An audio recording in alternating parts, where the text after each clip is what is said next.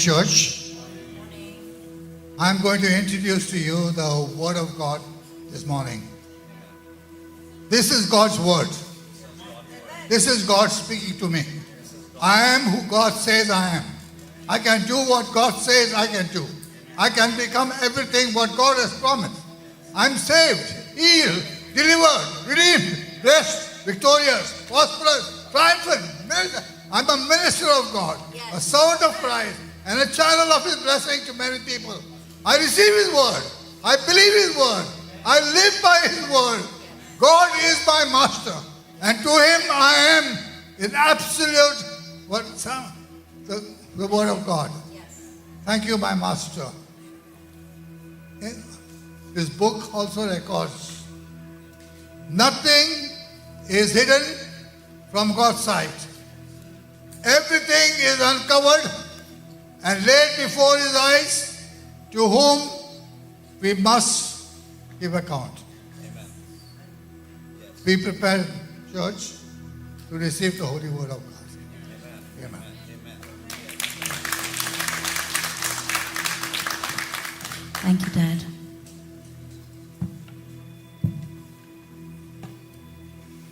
We sang such lovely songs this morning.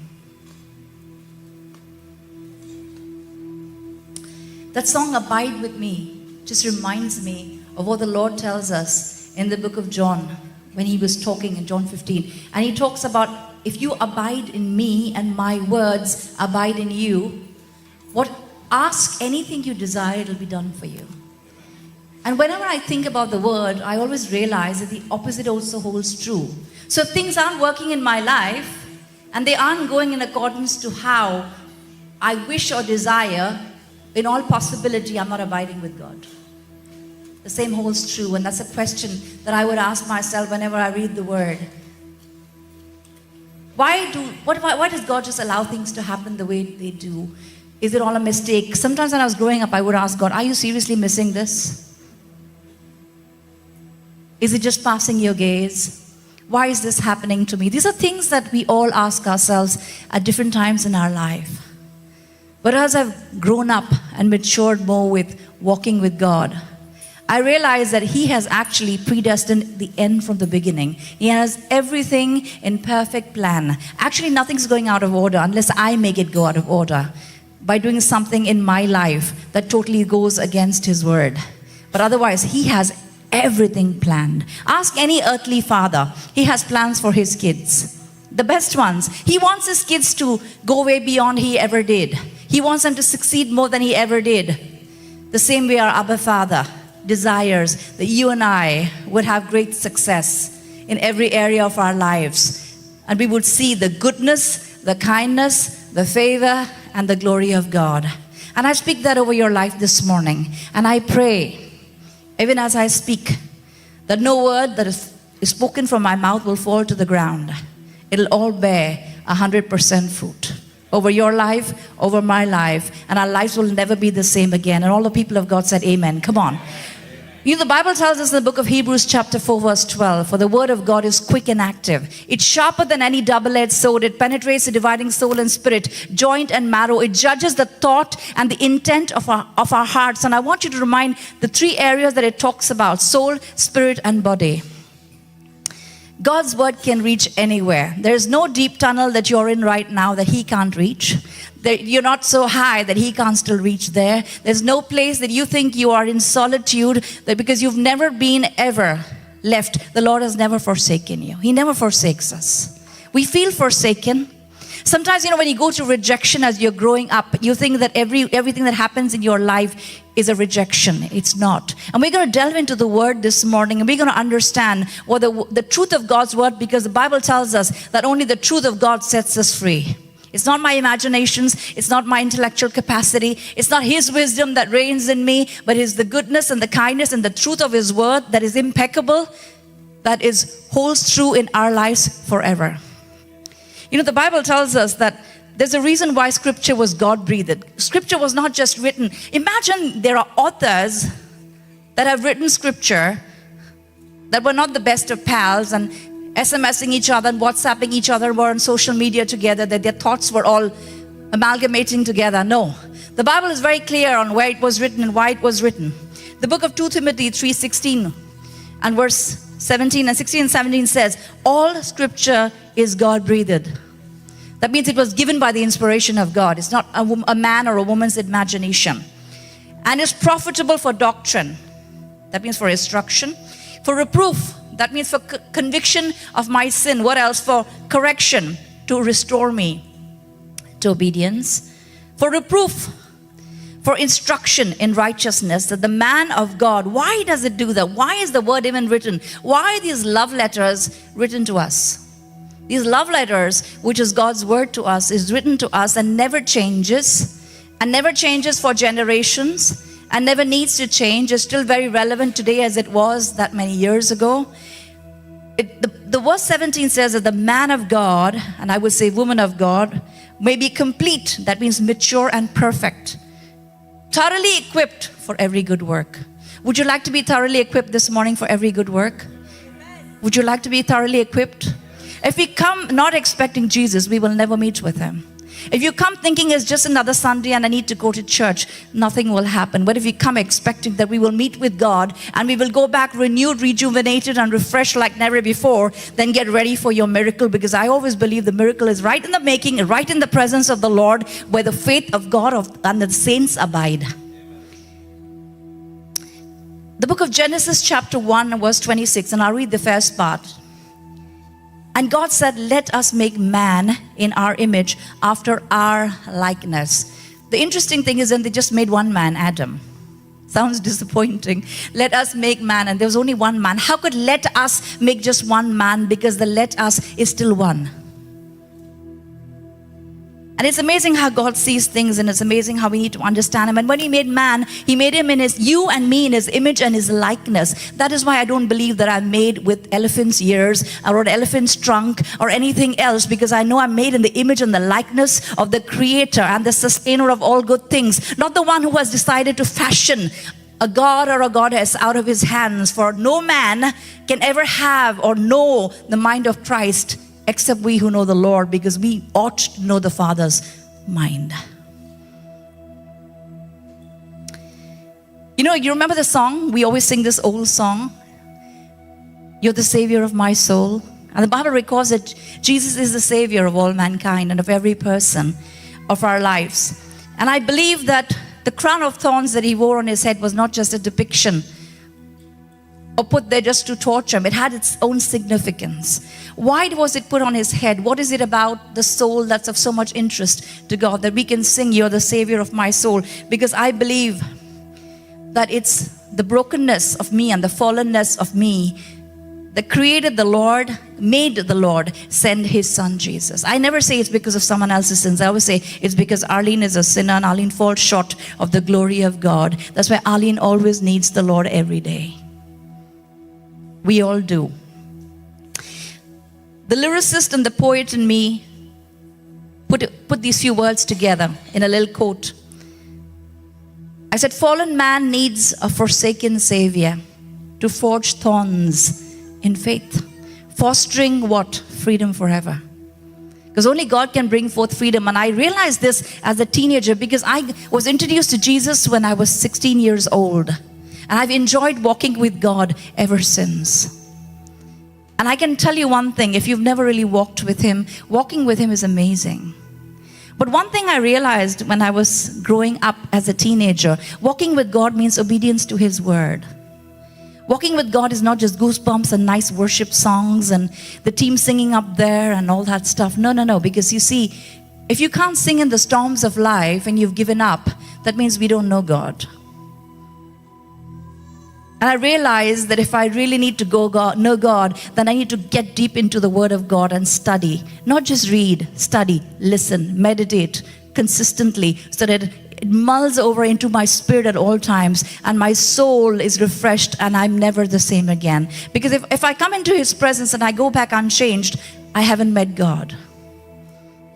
Because every time the Bible records the cloud of glory came down on the tent of meeting, people experience the presence of God like never before. And I pray that as you hear the word of the Lord and as we worship this morning, that we will experience God like never before. He's not a statue or an image or the imagination of man, for He is the Alpha and the Omega. He always was, always is, and always will be. He doesn't really pretty much need my help. I'm just grateful that He has chosen me to be His daughter. I do believe there are many other better people in the world. I believe there are many more intellectually stimulating people or wiser women. But the Lord in His grace and mercy, the Bible tells us, has predestined us before the creation of the world, and nothing can stop the blessings that the Lord has for your life and my life.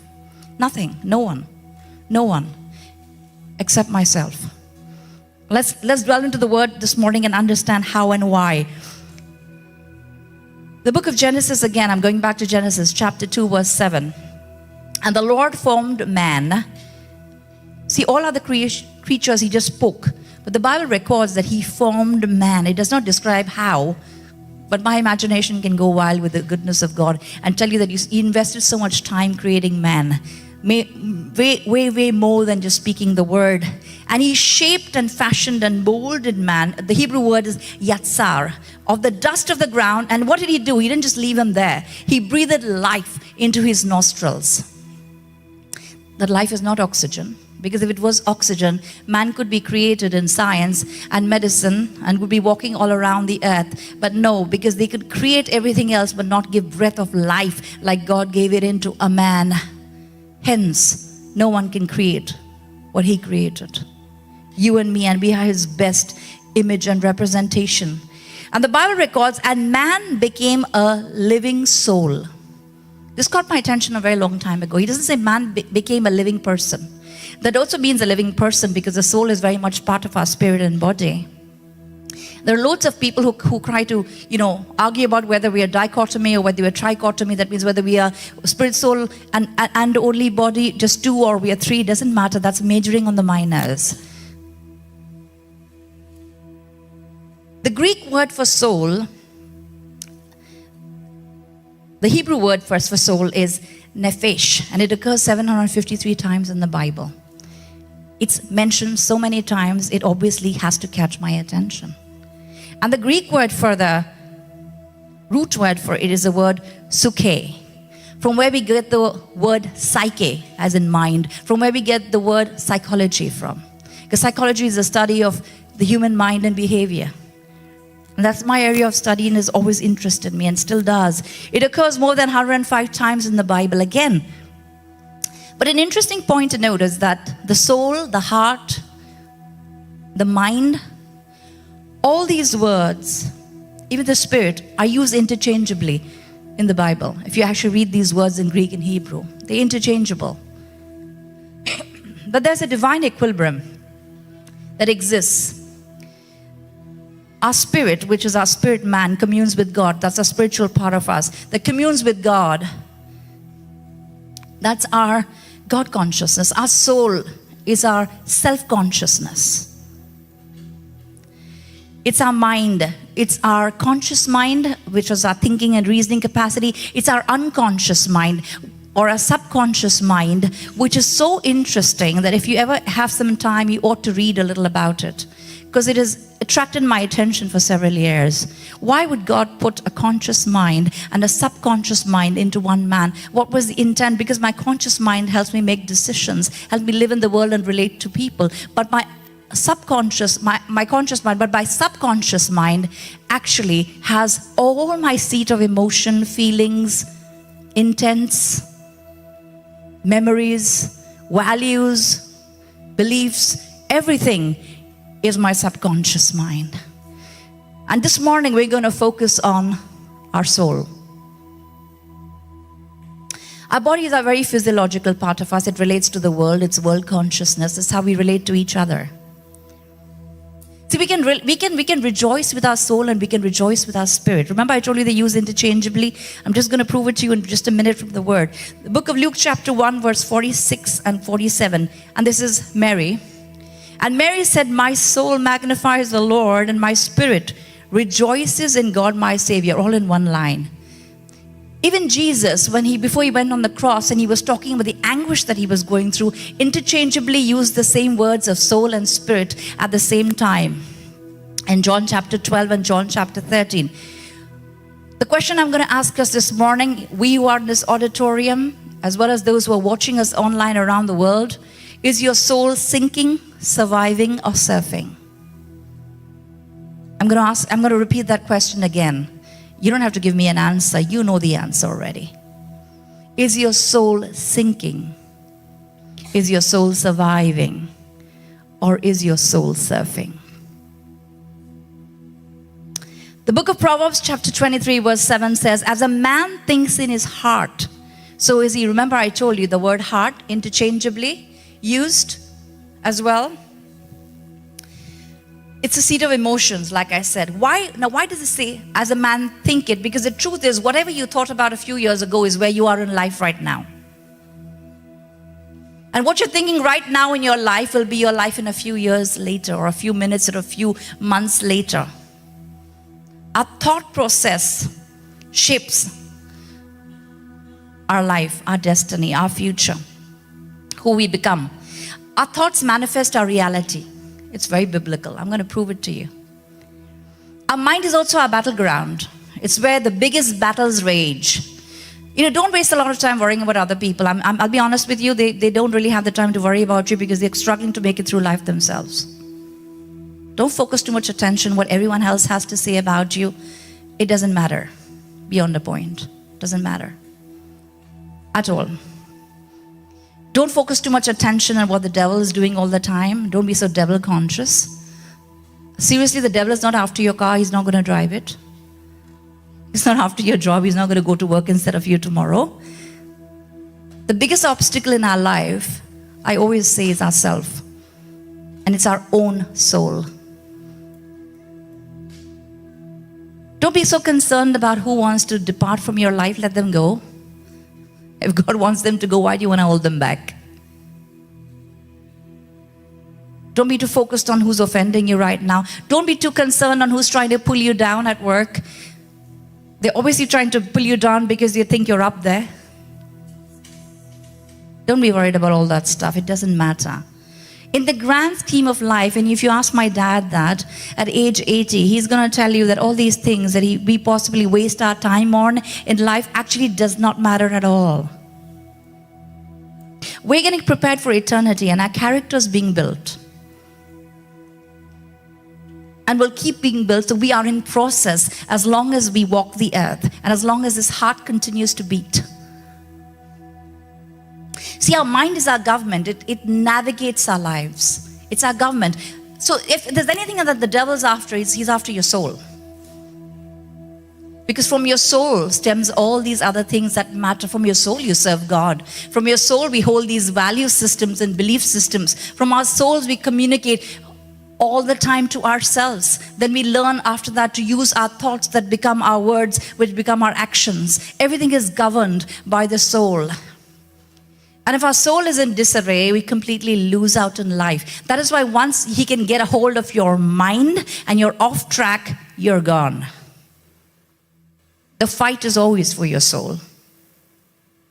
But we pay so much attention on the physical. How much weight should I lose? How taller could I have been? What should I eat?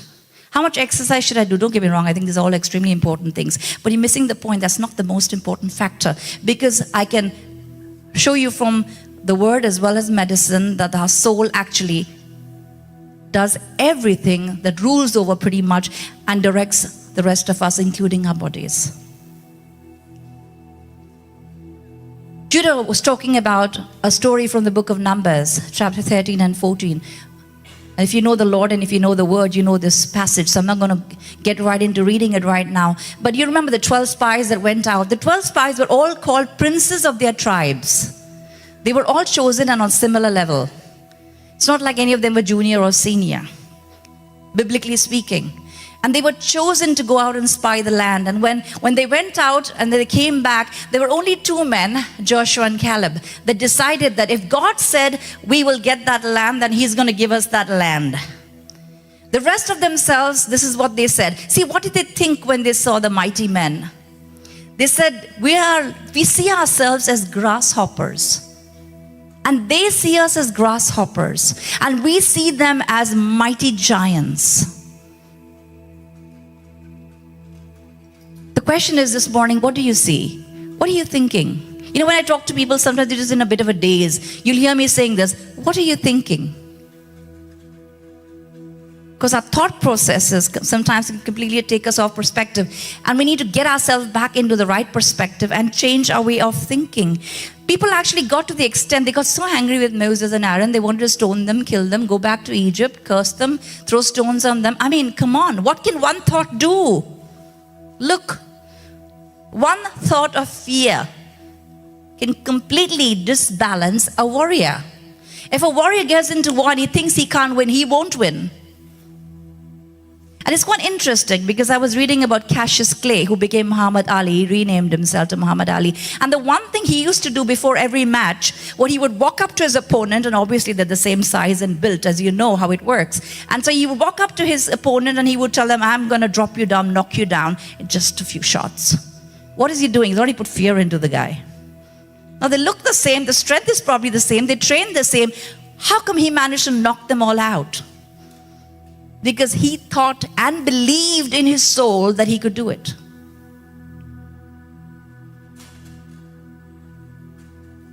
You know, you can wander for years through life and never make it through, like the Israelites who walked for 40 years in the wilderness and still never make it through.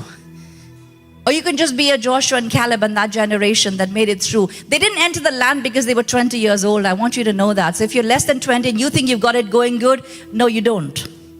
It has nothing to do with your age, it has everything to do with your soul.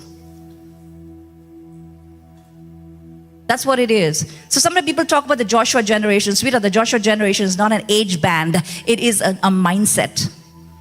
It's a soul that needs to be revived and aligned to God's word that then becomes what God wants it to be.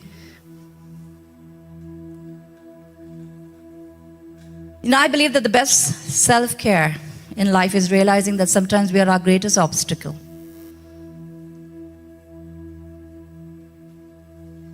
I want to talk about a little stigma that I've noticed. I see this happen all the time. I see this happen around the world.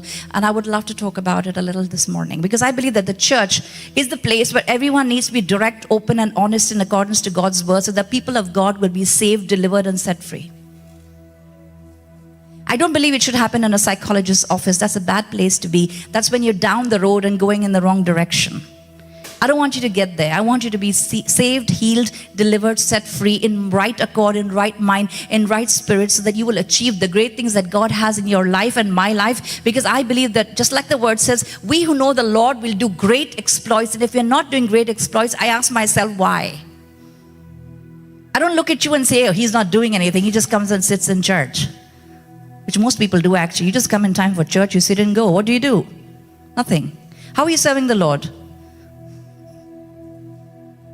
Beats me. But I'm going to share with you certain differential statistics from a very medical standpoint on mental health. And I think this is important. And Judah and myself were talking about it, and we've talked about it a few times. Men, we love you. We want you to be well. God has placed you as the head of our homes. And we want you to do well so that we will do well. So men are less likely to seek help if they are depressed. They tend to fake it. Why? Because society tells you that you're supposed to be stronger than everybody else, and it puts these weird demands on you. And I've heard people telling their small sons, please don't cry, you're a boy. And I'm like, seriously? Don't do that. We are made in the image and similitude of the Father and of the Son, of the Spirit. And the American Psychological Association says that only 1 in 3 men who are actually depressed ever seek professional help. Women are almost twice as likely as men to be diagnosed with depression. I can understand why, being a woman myself. But if we're only feeling and emotional beings, you're in for a disaster. Like I always tell people, God has given you a brain and a heart. Use both. Not only one aspect. I feel. Your feelings are going to drive you to the ground. We can't let that happen. I told you our biggest obstacle in life is ourselves and how we think. It is not the devil, it's not other people. No one can destroy us, no one can pull us down except ourselves. God has good plans for us, so why would anyone be able to work against them? Why do women struggle? Because a lot of the times, and men, you ought to be aware and not ignorant if you have wives and sisters and mothers. We go through a whole lot of hormonal changes in our lives, things that you don't necessarily have to go through. So whether you're pregnant, whether you're having a monthly cycle, whether you're going through menopause, whether you're going to postpartum depression, there are loads of stuff that pull women down from a hormonal perspective, and I need women to be aware of this. We must not be ignorant of how we are made. We are made to bring forth life. But we also have certain challenges of our own that we need to be consciously aware of. Now, women can, when they're depressed, they tend to act hopeless. They act hopeless, they feel low. You'll meet people like, oh, nothing is working for me, everything is falling. You'll hear this dialogue from women, and I hear it all the time. All the time, or I see it all the time happening in women's lives. Now, men are very different. Don't think that you're anything up there or below there. I'm just assuring you that you're facing the same things with not the same hormones, but you're still human and you have certain issues like depression as well, but you don't actually look hopeless. You know what you do? You actually show it in anger. You show it in anger. You show it in strife. What else do? You turn to alcohol, you turn to drugs in a means for coping with depression. You become irritable. You have reckless behavior and no one can understand what you're trying to do, even in your homes or in your workplace. And you can dig yourself into the ground and no one still understands that you may be depressed. See, that's a scary thing. It's coming out the wrong way. I told you, societal pressures make us do strange things. But I'm going to share about an amazing man, a warrior, who everyone loves to give as an example, King David. But hey, King David, as much as, if you met King David, you'd actually make a mistake of thinking that he's too womanly.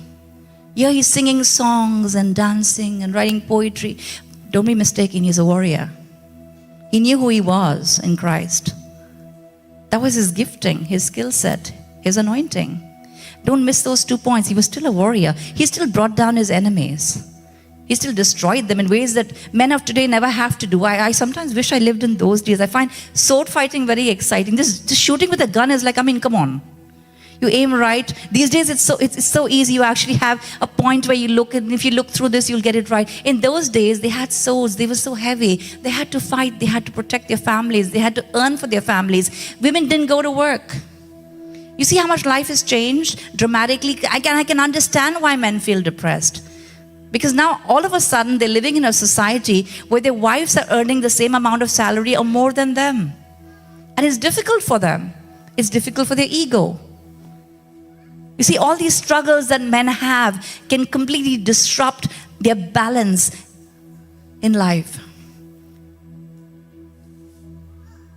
King David was a mighty warrior, but I want to read to you that he experienced the same things as you may experience, and I may experience. The book of Psalms 142 verse 1 to 7, I'm going to read it out for you. He says, I cry out to the Lord with my voice to the Lord I make my supplication. I pour out my complaint before him. I declare before him what? My trouble. Do we get troubled? Yes. Where do you run? Where do I run? Whom do I call? Whom do you call? When my spirit, or rather my soul interchangeably, was overwhelmed within me, that means no one else can see it. It's overwhelmed within me. Nobody can see it. It's hidden. Nobody knows about what I'm struggling with. That's what David's saying.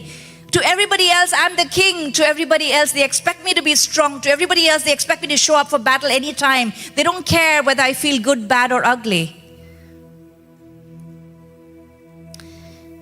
Then you knew my path and the way in which I walk. They have secretly, he's talking about his enemies, they have secretly set a snare for me. Look on my right hand and see, for there is no one. What is he saying? There is no one The king of the country, of the land of Israel, is telling the Lord, there is no one with me. I'm alone. Can you imagine that? Do you ever feel alone?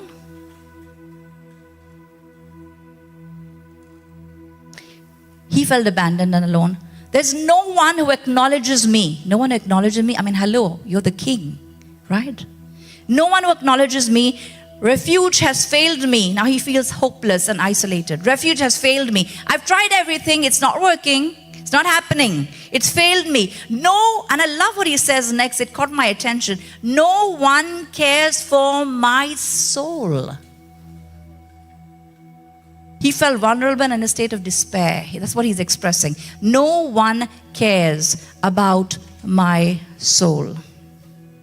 I cried out to you, O Lord. I said, you are my refuge, my portion in the land of the living. Attend to my cry, for I am brought very low. What are these? Feelings of loss or being a failure. I'm brought very low. I'm like down there. I'm in the dumps. Lord, are you there? Hello, listen to me. I have no one else. That's what David's saying.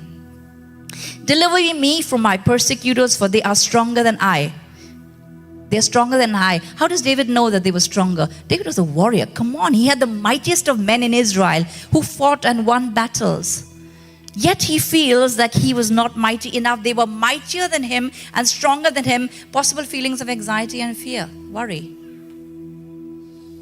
Bring my soul out of prison.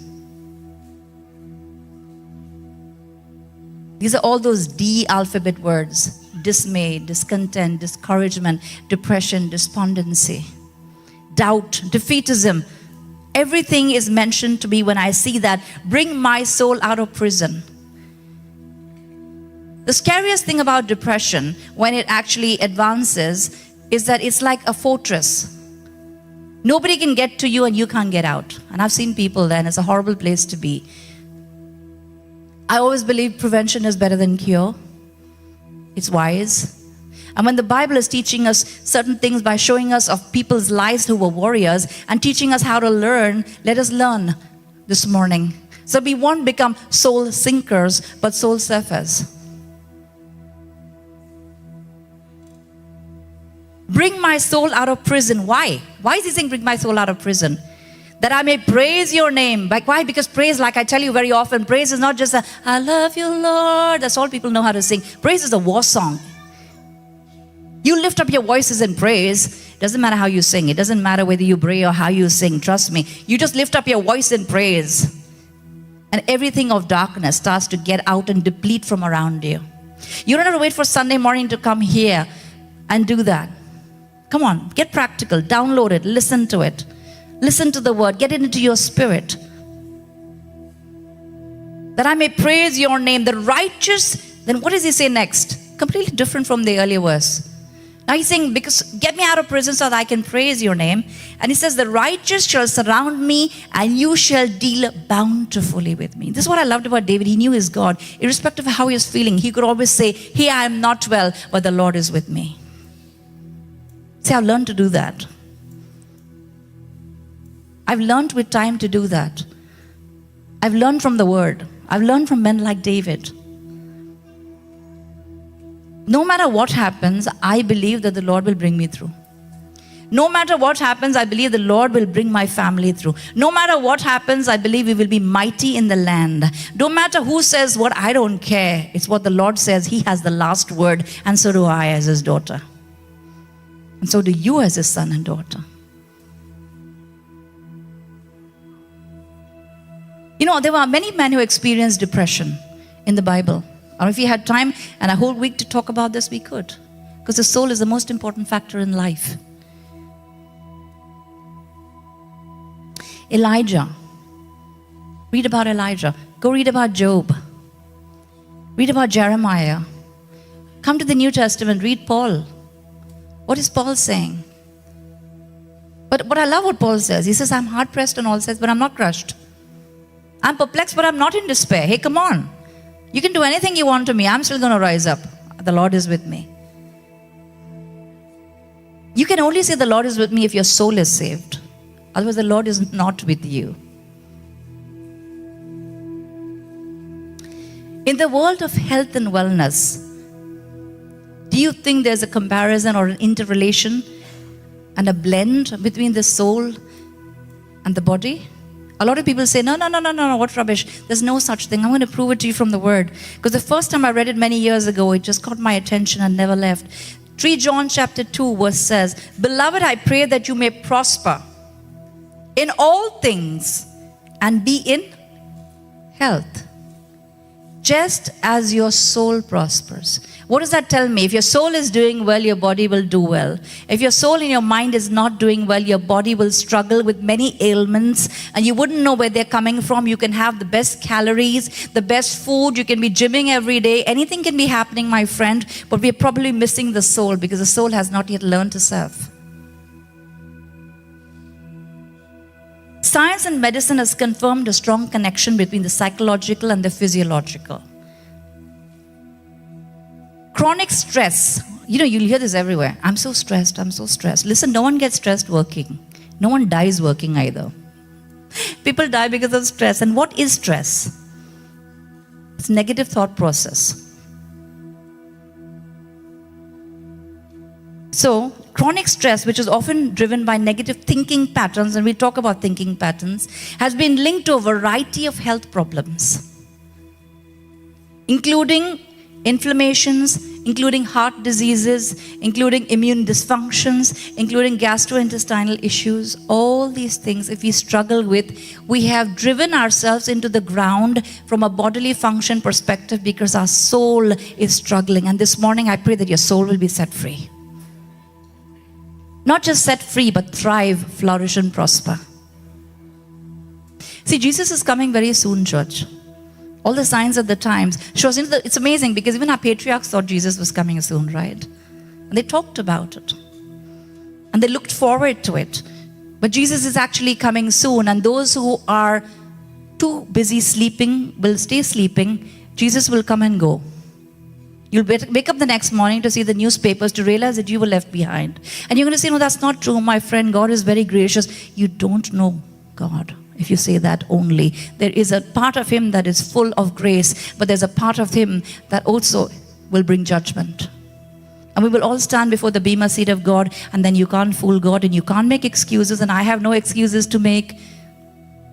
Because I can't say that I'm hiding behind my husband because he prayed today, so I don't have to pray. Because he went to church this week, I don't have to go to church. Because he read his Bible, I don't need to read my Bible. You see, when God sees me, He sees me as a soul being.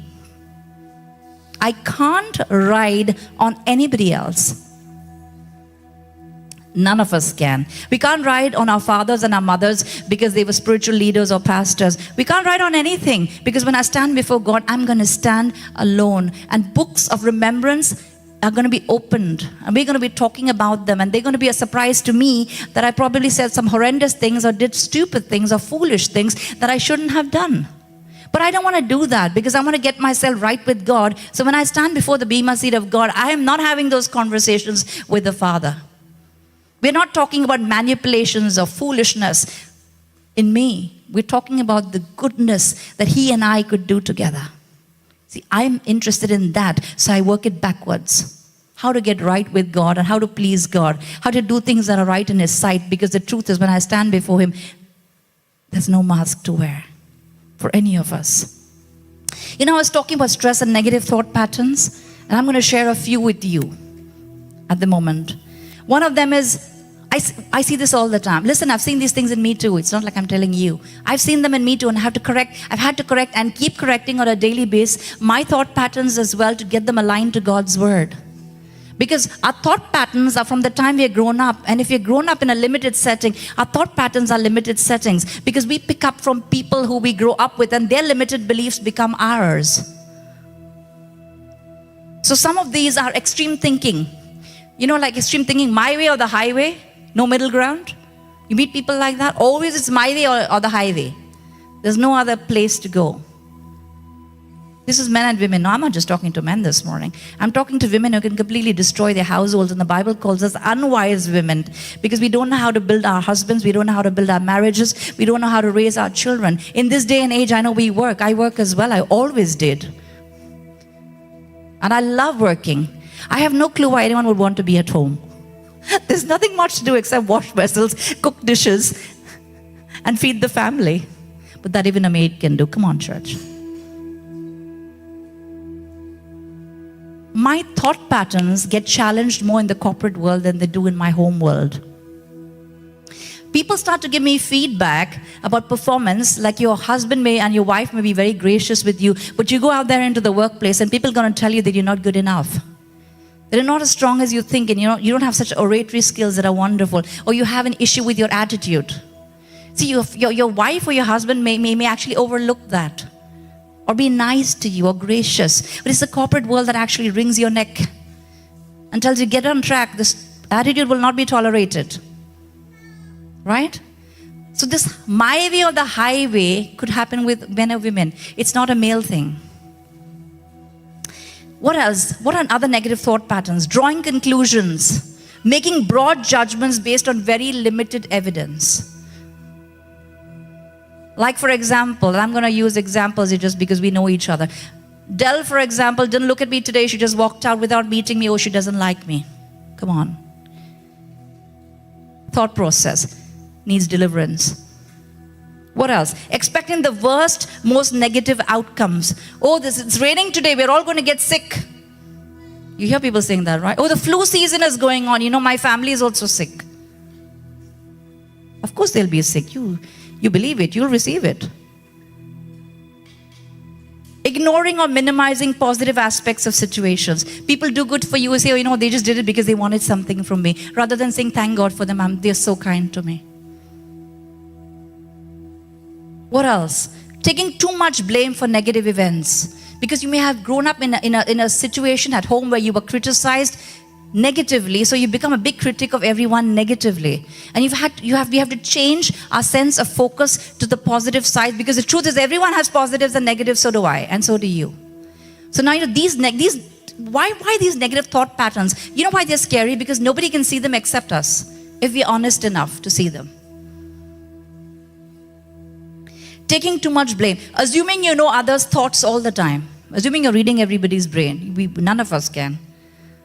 People say this, please read my brain. I'm like, how would I know what's in your brain? There's this machine that Judah Ben and I were talking about several years ago. So there's this, this AI system or whatever that's going to read your thoughts in the future.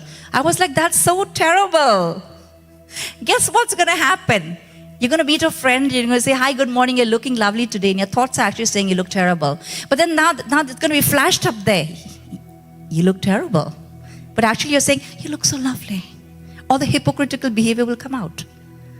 See, when we get into our thought system and we get honest, we start to see ourselves the way we are rather than what we want to portray about ourselves. Believing feelings accurately reflect reality. They don't. Feelings are only feelings.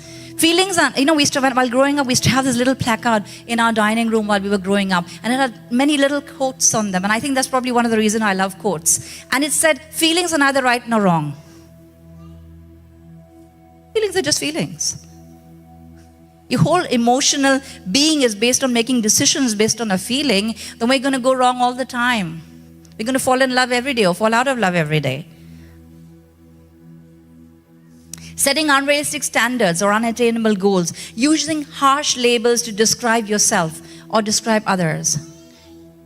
Because people call you a particular thing when you were growing up, so you think that's what you should call ourselves. And this just brings back to mind when Judah was in the nursery school and he had a lovely teacher. Nothing wrong with her as a person. It's just that in a funny tone, sometimes if they made a mistake, she would just tell them, "You're such a silly Billy."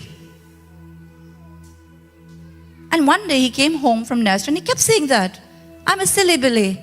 I'm a silly Billy." And I was like, "What? What is that?" And I eventually realized it's his teacher. And she doesn't mean to say that. So we actually had to go have a chat with her. Lovely lady. Just telling her that, this is what kids are picking up. They're not silly. Your whole class can't be silly, right? So those kind of things that without realizing we consistently do and say have an influence and an impact even in our adult life. Making quick judgments, hasty opinions without evidence. But the question is, all these are negative thought patterns. How are we going to help ourselves? What are we going to do? We're stuck. It's like this. You know, have you seen these little mice on these treadmills that they do? And these little circles they run around. We're like that sometimes. We're just in the same mode all the time, thinking we're wonderfully right, but we're not. Because if we're not aligned to God's word, we are not heading in the right direction. We can't bless ourselves, we can't bless our families, we can't bless anybody. Personally, I've had to learn to train my mind, and I'm still training my mind. I believe that I'll be conscious about sometimes what I say, even to myself. And Samuel will tell you, and my sons will tell you, that I talk loud to myself, so they probably hear what I'm saying anyway. We all talk to ourselves. You know, everybody does self-talk. Everybody. It doesn't matter whether you're an introvert or an extrovert or an ambivert, you talk to yourself. And the question is, what are you talking to yourself? Is what you're thinking. And David said something beautiful in Psalm 42, verse 11. He said, "Why, my soul, are you downcast?" I've said this to myself many times. Times when I fell down in the dumps, I've said this to myself. "Why are you downcast, O my soul?" This is me talking to myself. "Why so disturbed within me? Put your hope in God, for I will yet praise him, my Savior and my Lord." See, David knew his God. He was a soul surfer, total. A man after God's heart. You know, what does the Bible prescribe? Let's dig in a little. Let's look at the how, because I think the how is very important. And I think the most important question to ask ourselves with these thinking patterns and these soul obsessions that we grow up with and we learn is, why do I do what I do? Why? Ask yourself the why. The why is the most amazing question we can ever ask ourselves. Because most people will tell you the what. And sometimes they'll tell you the how, but no one can tell you the why, because that's the intent of your heart and my heart. And only we can answer that for ourselves.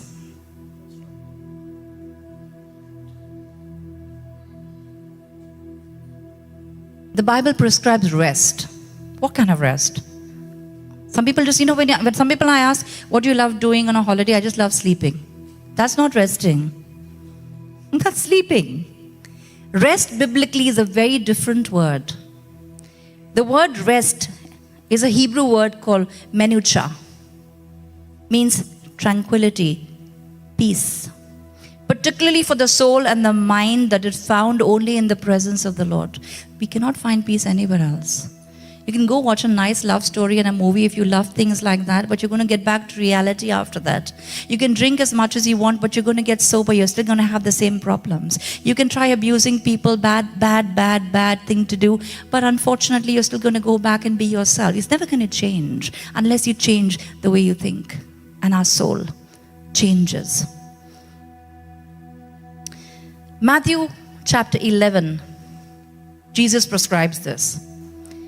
Verse 28 to 30. "Come to me, all you who labor and are heavy laden, and I will give you" what? Rest.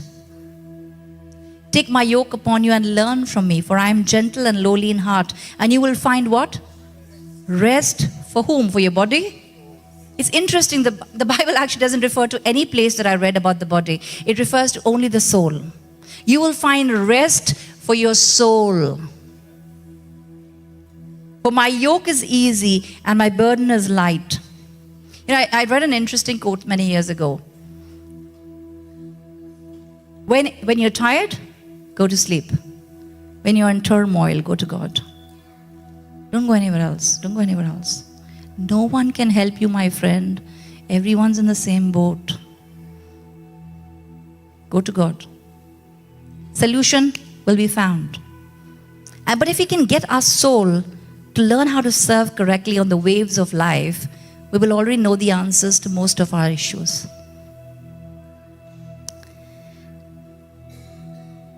The book of Jeremiah chapter 6 verse 16 says, "Stand," this is what the Lord says again, "stand at the crossroads and look. Ask for the ancient paths. Ask where the good way is." What's the good way? The way of God. "And walk in it, and you will find" what? Rest for what? Your body? For your soul. Go to the ancient pathways. The ancient pathways are the ways of God. And then there's a very sad line after it that I included on purpose. But you said, we will not walk in it. That means God gives us a choice every day, but we choose not to go God's way. I every day I meet people, and every day I find excuses. Why do I say that? Because I realize that if you keep making excuses in life, you're never getting forward. You see, what happens when we make excuses? We never take responsibility for ourselves. So now, for example, Judah, who's a maestro at the guitar, let's assume he missed a chord. But he'll say, oh, it was Sachin who missed the chord. It wasn't me. We want to improve. Everybody knows who it is, right? Similarly, everything in life, we make excuses. Making excuses means you never take responsibility, but you're an adult. Wake up. Take responsibility. When are we going to do that? My life is the way it is right now, and I am responsible for it. Your life is the way you are right now, and you are responsible for it. Don't tell me your wife is fully responsible. Don't tell me it's because my husband is fully responsible. Don't tell me my children are going wayward. No. I am responsible, and the day I decide to do that, I decide to follow Jesus.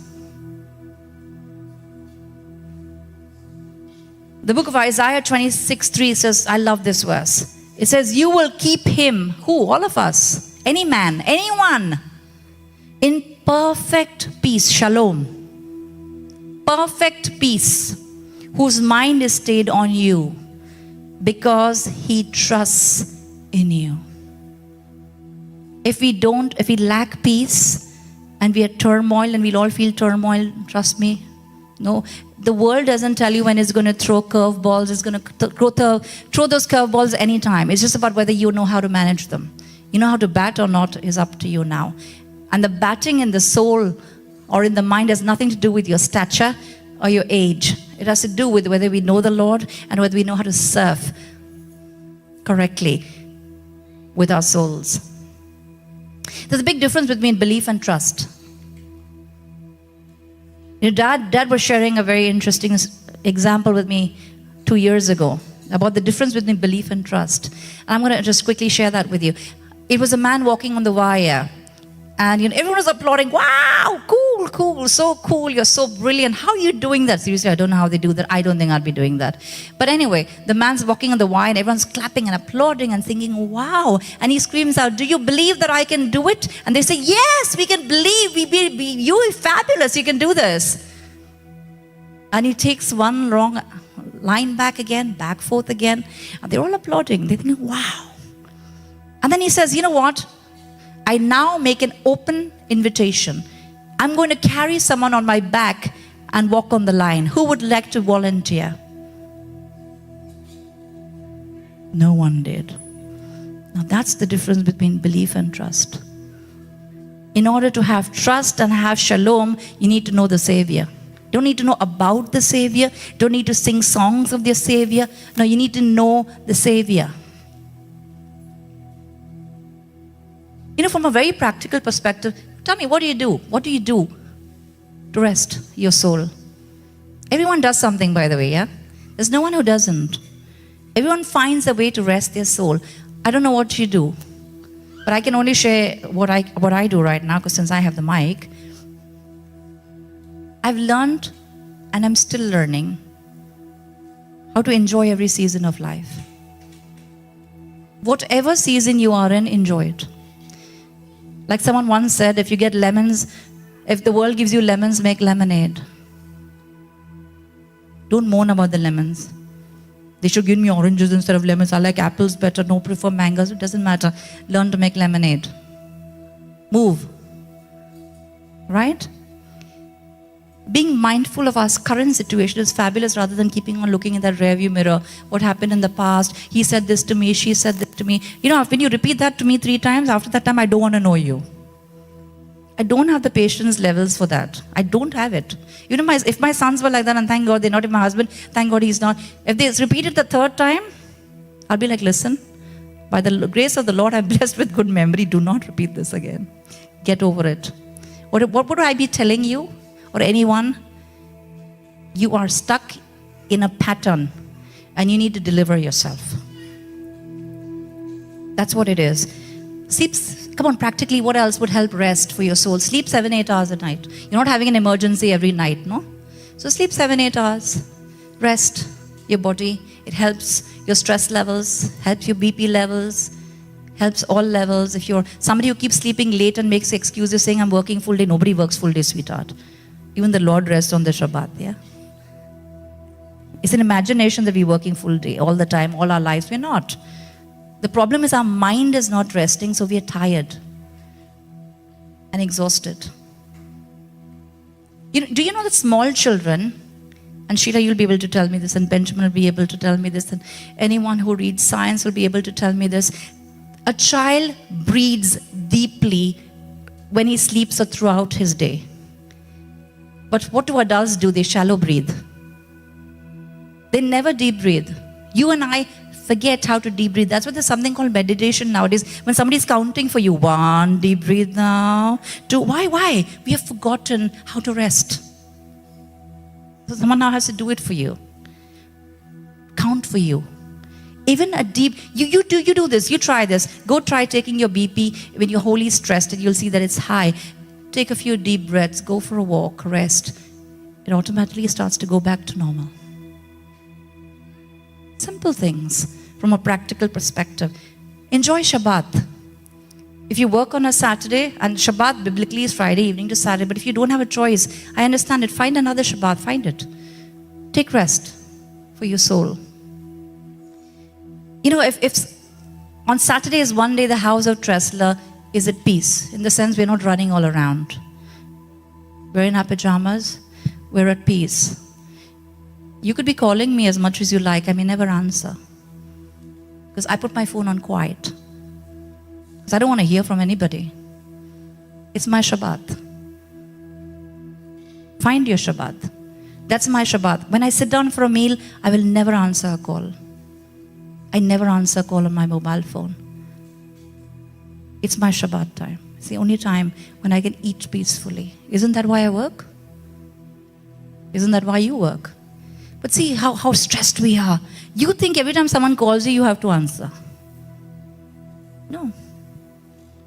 They're working on their schedule. You work on yours. Find your Shabbat. Find that spot. Whatever it is. I will always return a call back later. But that's my time. It could be 10 minutes. It's just Shabbat for me. Go walk outside. How many of us have gone for a walk? When's the last time you went for a walk? Not on the treadmill. When's the last time you went for a walk in the park? When's the last time you walked in nature? And you tell me you're sick. Of course you're going to be sick. You're running on the treadmill of life and not stopping.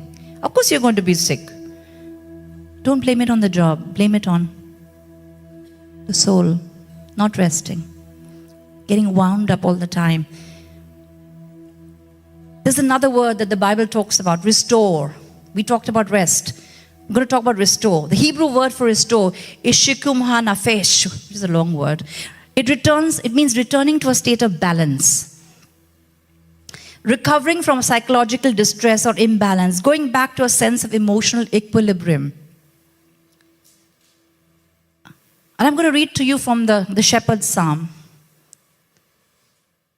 Psalm 23, verse 1 to 3. And I'm going to just point out a few things in case we didn't notice them. The Lord is my shepherd, I shall not want. He maketh me to lie down in green pastures. He leadeth me beside still waters. He restoreth, present continuous tense. He restored my soul. He guided me through paths of righteousness for his name's sake. And then so the psalm goes, even though I walk through the valley of the shadow of death, I will fear no evil. Why? Because the Lord is with me. His rod and his staff, they comfort me. He prepares a table for me in the presence of my enemies. He keeps anointing my head with oil. My cup keeps overflowing. Surely goodness and mercy will follow me and you all the days of our life as we continue to dwell in the house of the Lord forever. Are you dwelling in the house of the Lord? Otherwise forget the rest of the blessings. Everything is consequential. He maketh me, leadeth me, guideth me, restoreth me. Come on, these are all him moving us. He's not saying, come if you want, Arlene. He's saying he's leading me, he's guiding me, he's restoring me. He's moving me. It's actually the Lord taking us, and He's restoring our souls because our souls are so important. And joy is an important factor. And if we lack joy, something is wrong with our soul. These are things that we don't normally talk about, but I think it's so important to talk about it. We don't want to get so spiritual that we miss the physical and miss the realities of our lives that the Lord wants to teach us and bless us with. He restores our soul. What do we do? He restores our soul. How does He restore our soul? He can never restore us if we don't invest our time with God. What are your moments with God? What do you do when you wake up in the morning? What's the first thing you do? Of course, everyone goes to the loo. That's not what I'm asking you. You wash your face, hopefully. That's not what I'm asking you. What do you do after that? How do you feed your soul? What do you do to feed your soul? Even if I'm extremely rushing for time, I make sure that even while I'm out for an early meeting or out somewhere and I can't sit and read my Bible the way I'd like to, I will listen to the audio. But I keep listening. I keep on listening. I'll pause it, go back, do anything I need to do, but I'll keep on over and over again, because it's important for you and me to not just read, but to study, meditate, memorize, and mull over all the time. Another great thing to feel restored, and this is dicey, you really got to figure this out. I'm talking from a very practical perspective. Spend time with the right people. I call it investing time. I don't say spending time. I say I invest my time with the right people. I've learned not to invest my time with the wrong people. If they're negative and are gossipers, I will not be around them. I'm not interested in what they have to say about others, because small men speak about people. Great men speak about great things. And I don't have time for small men. I can forget them in an instant. Pretty much. I'm not being mean. I just realized that I have to save this soul that I'm given, and I have to keep it in the right perspective, and I can't allow it to be with the wrong people, because my Bible tells me as iron sharpens iron, so one man sharpens the countenance of his friend, and I don't want to be sharpened with the wrong things. I don't have that much time. I have only that much time to spend, and when I invest it, I want it to be good. I'm happy to talk about the things of God. I'm happy to talk about the greatness of God. I'm happy to talk about what everything God is doing. I'm happy to talk about dreams and desires and goals. I never shirk them. I believe God can do anything with us if we desire it, because He promises us that He will grant the desires of our heart. Interchangeable word, soul. If we delight in Him, that is. When's the last time you exercised your body? Do you know that it completely changes your perspective? With all those fabulous dopamine and serotonin and hormones that get activated in our bodies. When's the last time you exercised? If you're not exercising, you're not even doing well with your soul. I told you, your soul influences your body. Your body also has an influence, obviously, on the other side. When's the last time we exercised forgiveness? This is very imperative for our soul, church. When's the last time we exercised forgiveness? Forgiveness does what? It releases resentment, bitterness, emotional burdens. It leads to inner healing. You don't have to go to a psychologist or counselor for inner healing. I'm giving you a simple method. Forgive, you'll have inner healing. It's very simple. It's not difficult. Enjoy freedom. You'll have better sleep, normal blood pressure levels. Boosted heart health, immune function will boost up with forgiveness. I'm going to read you an interesting story. There was a psychologist by the name of Dr. Everett Worthington. His journey in life in this realm of forgiveness began after his elderly mother was brutally murdered during a burglary in 1996. Overwhelmed by grief and anger, he struggled to cope with all these emotions until he found solace in forgiveness. This personal experience led him to delve into forgiveness research and develop very therapeutic interventions based on forgiveness. And you're going to say, oh, that's a whole load of nonsense. Those are small things. I'm going to tell you something. In the corporate world, I teach very senior men like CEOs and MDs on an aspect called psychological safety and emotional intelligence. And forgiveness is a very important part of it. But we don't realize it. In 2000, now remember he had this terrible experience in 1996 and he struggled with it. In 2000, he collaborated with prison officials in Virginia to introduce forgiveness therapy programs. And he called it REACH, R-E-A-C-H. You can go online and check it out. It's called REACH, R-E-A-C-H. R standing for recalling the hurt means don't pretend like it didn't happen. It happened and you were hurt. So yes, I'm hurt on this day, for example. This is what happened. Second, E standing for empathizing with the offender. Not agreeing with the offender, empathizing with the offender. C standing for I choose to forgive.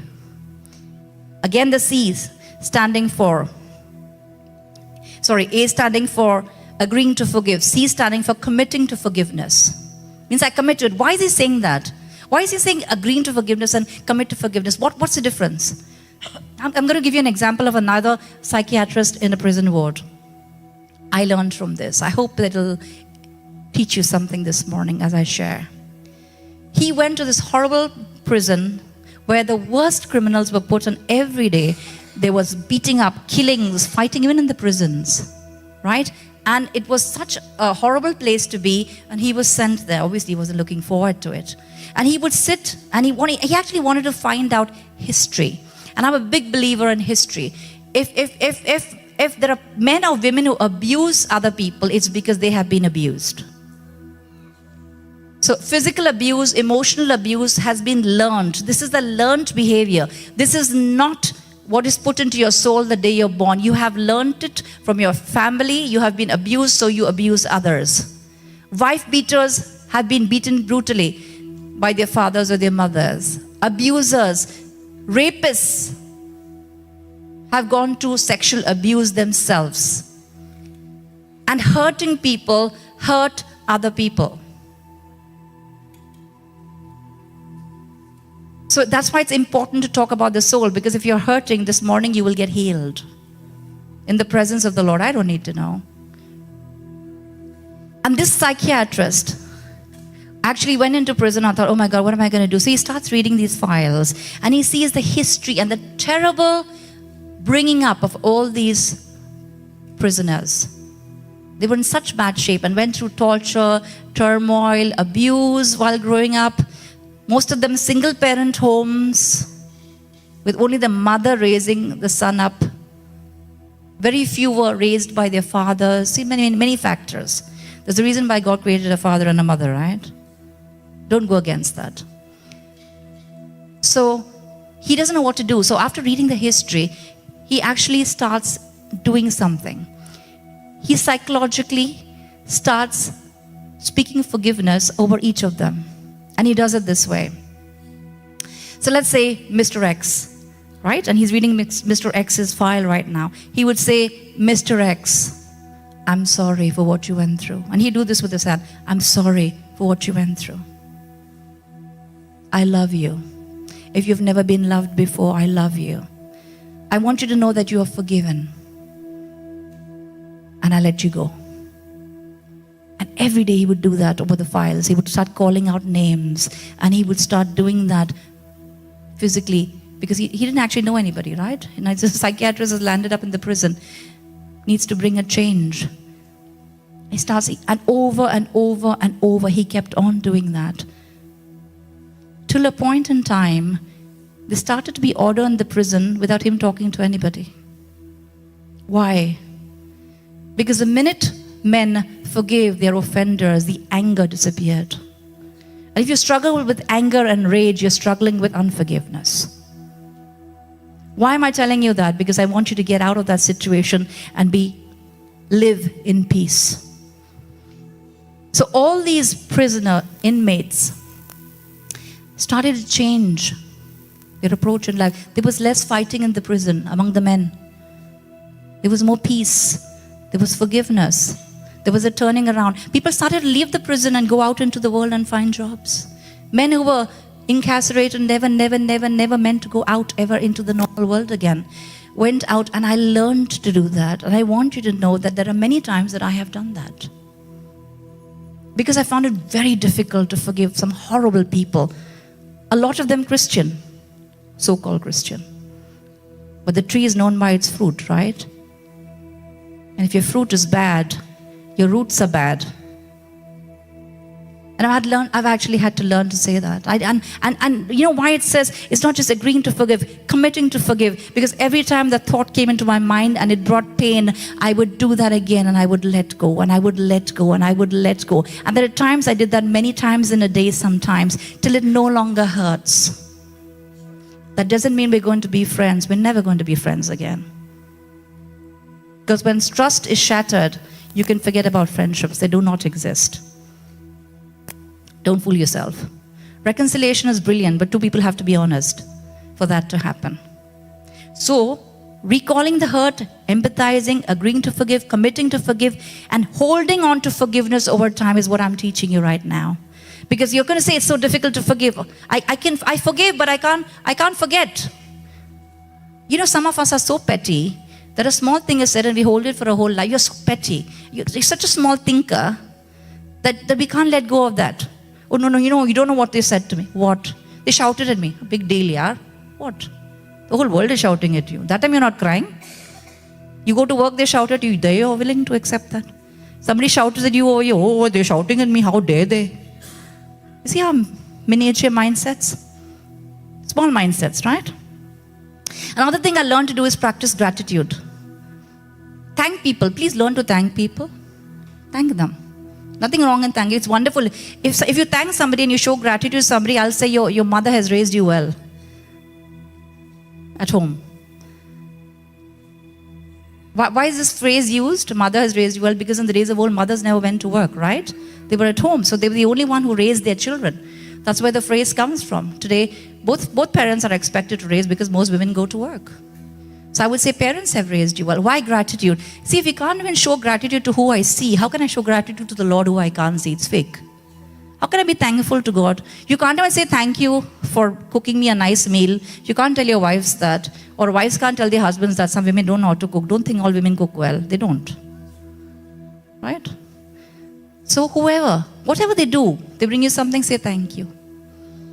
Thank you for that. My husband made me breakfast today. I said the breakfast was so tasty. It was the tastiest breakfast I ever had.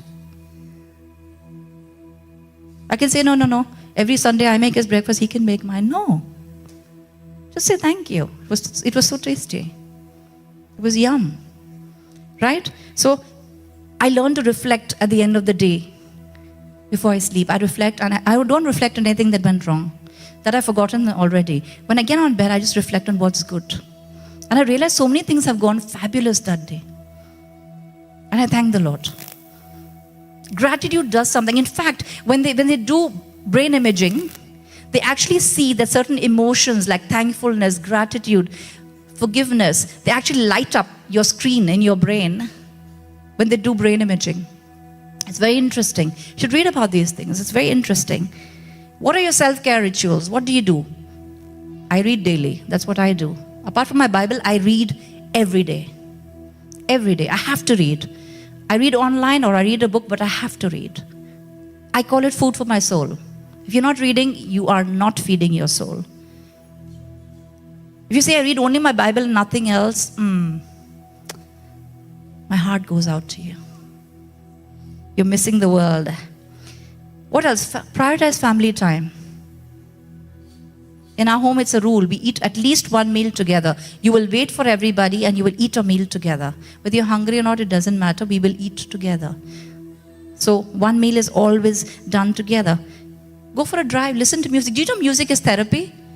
Oh, it depends on what music you listen to. If you're listening to hard metal rock, dang, dang, dang, your head's going to hurt after some time.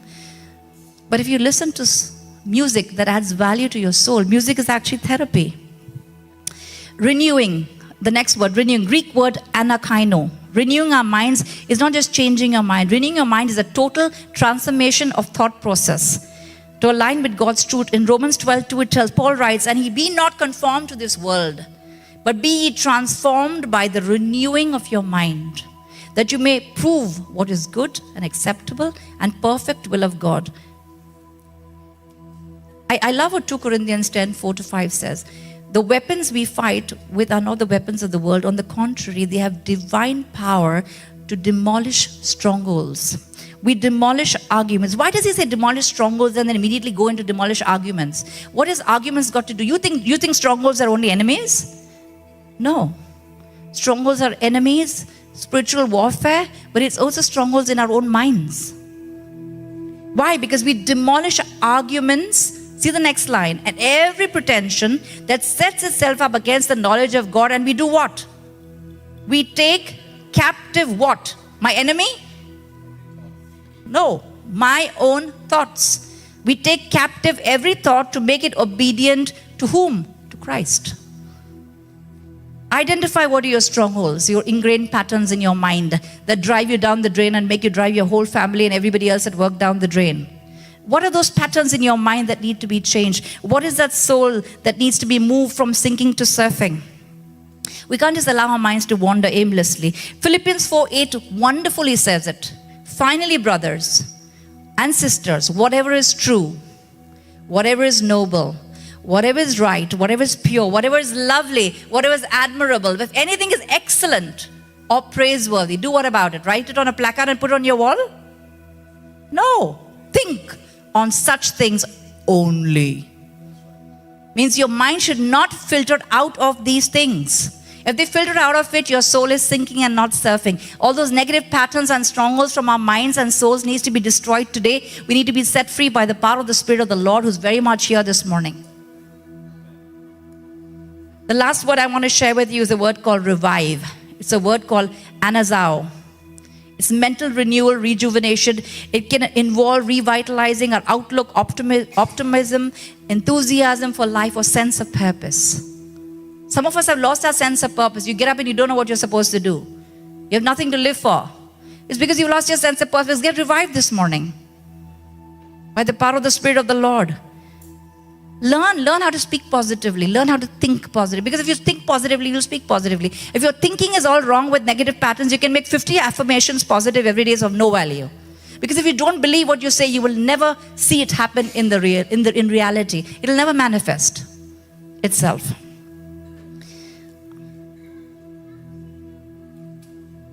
Remember these 4 words this morning. What are they? Rest, restore, renew. What's before renew? What's before that? Rest, restore, renew, and end with revive. And we're just going to rise up in our seats this morning. And we're just going to be revived by the Spirit of God. Does changing our thoughts happen in a minute? Or in a second? Or with one prayer? No, it doesn't. Changing is a constant process. Changing my thought process and destroying strongholds is a constant process. But this is what I want us to do this morning, church. I want us to start speaking to our own souls this morning. I want us to start speaking to our own souls this morning. Sheila, do you have the keyboard up that you can just go and play, sweetheart? I'm happy to have Sheila back. Okay. While Sheila plays softly on the keys, we're going to learn to speak to ourselves. Come on. You're going to speak to your own soul, your own mind. If you need prayer, we are here. And we're going to invest some time doing that this morning. Come on. Let's open our mouths up. We all know which areas we struggle. We all know where our souls are this morning. If they're sinking, don't worry. Today is a day when it can learn to surf. Not just survive. Come on, surf. Learn to stand on that board of life. And learn to surf on those waves of life that we have no hold over.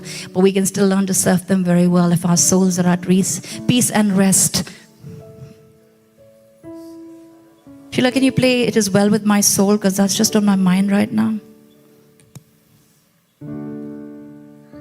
I want to read you a little story. I want to remind you of a little story of a man called Horatio Spafford. Mr. Spafford was a solicitor and a real estate magnate in the times of old, in the 1800s. He had lost his 4-year-old son, unfortunately, to scarlet fever, and he was thinking maybe his family needs a break. So he sends his wife and his 4 daughters over the Atlantic for a vacation. Unfortunately, his 4 daughters die, when their ship sinks, and only his wife miraculously stays alive. And he's pained and grieved. And if you think you've ever been grieved, the pain of losing a child is a grief parents find very difficult when they're alive to go through. And he lost not one child, but all 4 daughters, plus his son earlier. And he immediately gets on a ship and goes to England to meet with his wife. And when he goes and meets with his wife, he's going over the Atlantic, over the same area that they were going through. And the captain of the ship knew that's where the ship had sunk, so he just lets him know, this is where the ship sunk and your 4 daughters died. And instead of crying, screaming, shouting, and I'm sure he did all those things, he asked God where he was. I'm sure he did all that. All the turmoil, despair, pain, despondency, and depression. He went through it, I'm sure. But on that day when he passed by where he lost his daughters, he penned the words of this song, "It is well with my soul." I'm going to speak that it is well with our souls. He started off, "When peace like a river attended my way, when sorrows like sea billows roll, whatever my lot, thou hast taught me to know, it is well with my soul." So this morning I speak the same. No matter what we've gone through, turmoils in life, traumas that no one can see. We look all lovely when they meet us, but nobody knows what is hidden on the inside. No one knows our history. No one knows all the difficulties we face. No one knows what we struggle with. No one knows all those things. But I'm going to declare it this morning that it is well with my soul as it is well with your soul. Come on, you're going to declare it over your soul yourself. You're going to put your hand on your own heart, your right hand. Come on your own heart in faith, and you're going to start saying, "It is well with my soul." Say it, come on, start saying it. You're going to think these are 2 small things, and I'm a big person and an adult. What am I going to achieve? Your words have a magnitude of effect on your soul. Come on, start speaking healing over your own soul. I always say, no matter what happens, I say, "It's well with my soul." All is well. All is good. As long as the Lord is on the throne, all is good. We can sing that chorus, Sheila.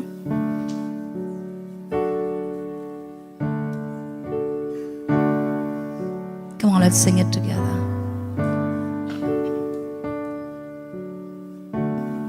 It is well with my soul. It is well, it is well with my soul. Come on, let's say it again. It is well. It is well with my soul. It is well. It is well with my soul. Come on, church. These are moments when the Lord heals us. When I stand in front of the mirror of God's word and I see myself the way I am.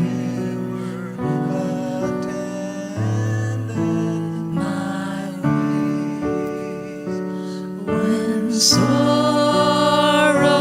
like sea billows through, whatever my Lord thou hast taught me to say, come on. Whatever my Lord thou hast taught me to say, it is well, it is well with my soul. Okay, this is what I want us to do while that song is playing. I want us to congregate together as a family. Come on, if your families are around, this is what I want you to do. Husbands, wives, children, come on. Children, wherever you are, go to your parents, come on. Move close around each other. We're going to spend some time. We're going to pray. We're going to speak. We're going to declare certain things, come on. Wherever anyone is, leave your seat, go up. to wherever your parents are. Wives, go towards your husbands. Families, gather together around each other. Come on. We're gonna do something. We're gonna declare things. We're gonna believe things. We're gonna receive things. We're gonna see healing over our lives. Come on.